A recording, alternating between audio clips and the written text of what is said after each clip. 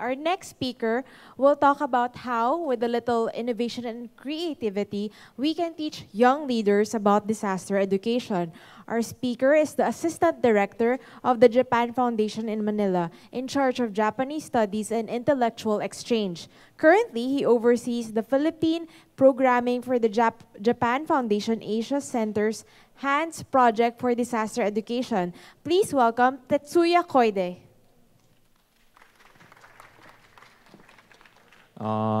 Magandang gabi po sa inyong lahat. Ako po si Tetsuya po. Before I start my presentation, I'd like to ask you not to leave during my presentation because I am talking about opportunity about young leaders. I'd like to talk about a HANDS project, which Japan Foundation Manila is conducting. Before I talk about the HANDS project, I would like to briefly talk about the Japan Foundation. The Japan Foundation is a cultural exchange organization, and so we introduce some Japanese culture and language things, but also we do people-to-people exchange through common issue. And I think disaster is a common issue between Philippines and Japan.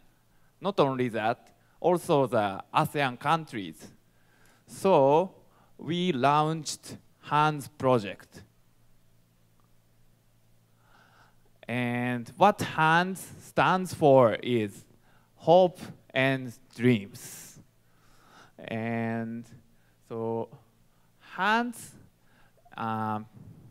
project is about disaster education project. Disaster education project. But not only we think disaster, because it's lack of disaster education, like some people got injured or more, I think more casualty happens. But we think just informing disaster is very dangerous or something is not effective sometimes, we think. So our approach is disaster plus creativity. Because if it is like a fun or something more accessible, it is more, we can, I think, engage more children and more people. So that's one key concept, social issue plus creativity. And so HANDS is actually, we think it's a school. And HANDS project is it's kind of 2 years program. And first year, we go to research trip. This year, if you join HANDS project and selected, you will visit Philippines, and Japan and Indonesia. And second year, we call it incubation. So the fellows learn some like a knowledge of how to conduct, how to convey disaster education during the first year through research trip.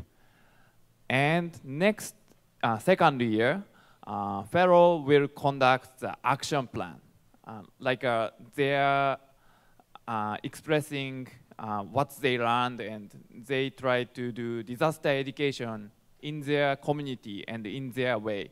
And we support some of kickoff funds. So it's like this. First year we go to three countries, through the with the with the fellows from 9 countries and about 30 fellows. And secondly, as an output, the fellow will conduct action plan. And impact will be the, how do I say, maybe increasing disaster awareness in their community. So, as of now, we conducted this project from 2014. And we already have 83 fellows from 9 Asian countries, like Japan, Malaysia, Thailand, Philippines, Myanmar, etc. And we plan to conduct this project until 2020. And we will have 200 fellows.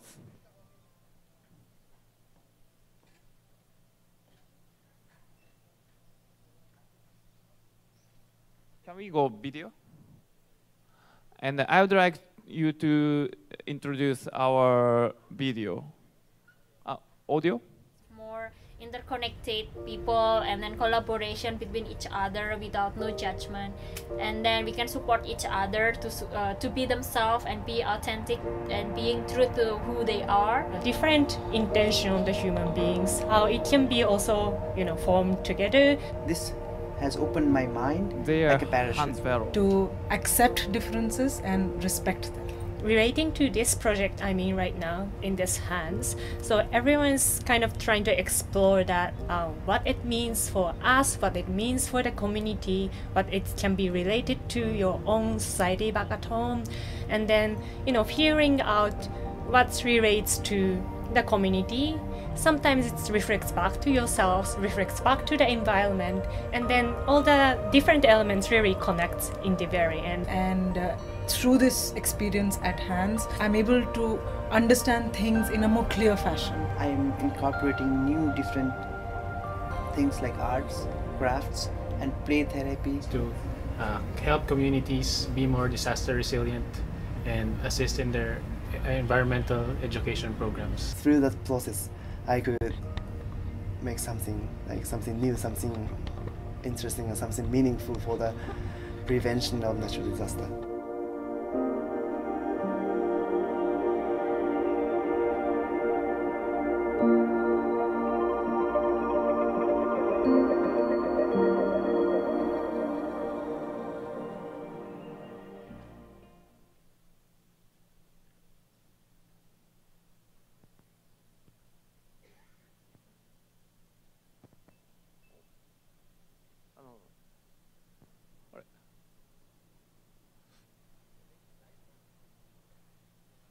Yeah. The could you read more? No. Sorry, it's our website. Yeah. So we are now doing open call about hands fellows. So, and hands can we have diversity of fellow. So some people are artists, and some people are disaster specialists, and some people are education specialists. Some people are journalists. I think because we have diversity from many genres, I think that's when creativity will be the most. And criteria is anyone, young professional or student, can apply this project. And approximately the age will be, we expect, from 18 to 35 years old. And most of the travel expenses we will cover. And the application deadline is July 31. and you will get to know like fellows from 9 countries, and you can go to Japan and also like Indonesia, and you will interact with how do I say, disaster expert or the education expert. So, and there is a Hans Fellow today coming. Could you stand up?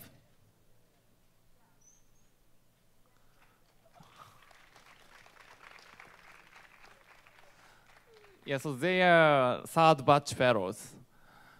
And we have a kind of fellow community. So please join and please participate and send us your application.